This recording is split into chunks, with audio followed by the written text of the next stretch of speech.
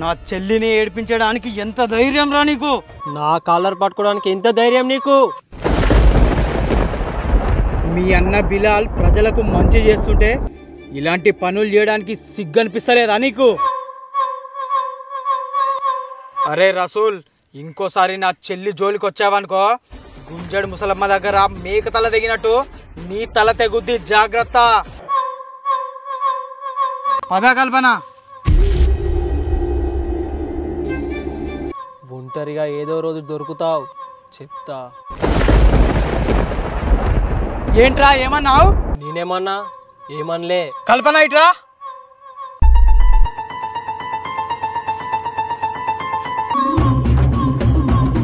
నీ కాలుకున్న చెప్పు తీసి విని కొట్టు.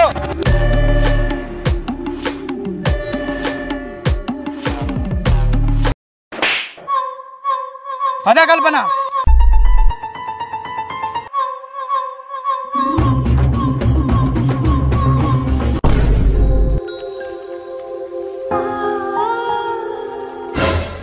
నానా ఇంతసేపు ఎడిపోయి నానా, నాకు టెన్షన్ అయింది నానా. అమ్మా నీకు ఈ మధ్య బాగా అలవాటైందమ్మా, ఏం లేని దానికే ఊరికే టెన్షన్ పెట్టడం. ఏందో బిడ్డ, సరేలే కానీ ఎడిపోయింది ఇంతసేపు.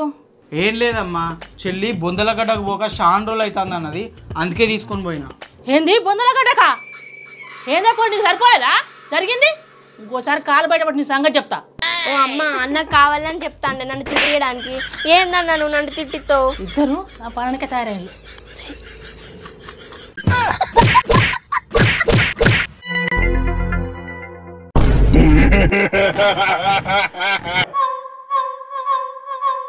కూర్చో రసూల్. భూషణం గారు, మీరు ఏం చేస్తారో నాకు తెలియదు, కానీ తన శరీరంలోకి మాత్రం ఒక ఆత్మను పంపించాలి. తనను చిత్రహింసలు పెట్టించాలి ఆ కల్పనను. అది కుదరను పని రసూల్. నీకు కుదరదా? లేకపోతే నీకు చేత కాదా? చచ్చిన శవం పోవాలి శ్మశానం, నా పేరు భూషానం. ఆ కల్పన శరీరంలోకే కాదు, ఏ శరీరంలోకి ఆత్మను పంపించాలన్నా మన పొలిమేరలో ఉన్న శ్మశానంలో నుంచే ఆత్మలను నిద్ర లేపాలి. లేపు మరి. చెప్పింది విను. మన ఊరు పొలిమేరలో ఉన్న ఒకే ఒక శ్మశానం బొందలగడ్డ. ఆ బొందలగడ్డలో ఉన్న ఆత్మలను దిగ్బంధనం చేశాడు మీ అన్న బిలాల్.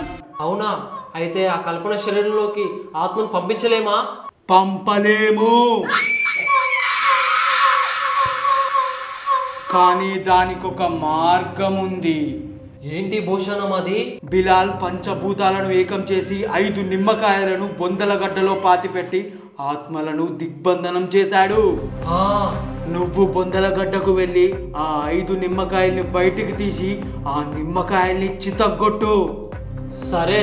అలా చితగ్గొట్టిన నిమ్మకాయ నుంచి వచ్చిన ఆత్మల చెడు రక్తాన్ని ఆ కల్పన ముఖానికి పుయ్యు. నిమ్మకాయలు చిత్త కొట్టమంటే చిత్త కొడతాను, కానీ ఆ కల్పనకు ఎలా పుయ్యాలి? తనని ఎలా బయటకు తీసుకురావాలి? వాళ్ళ అన్న ఉంటాడు కదా. నువ్వేం కంగారు పడకు. నువ్వు నిమ్మకాయలు చితగ్గొట్టిన సమయానికి ఆ కల్పనని నా సోయిలోకి తెచ్చుకొని నువ్వు నిమ్మకాయలు చితగ్గొట్టిన 2 సెకండ్ల లోపు నీ దగ్గరికి తీసుకొచ్చే బాధ్యత నాది. సరే భూషణం, వెళ్ళి వస్తా.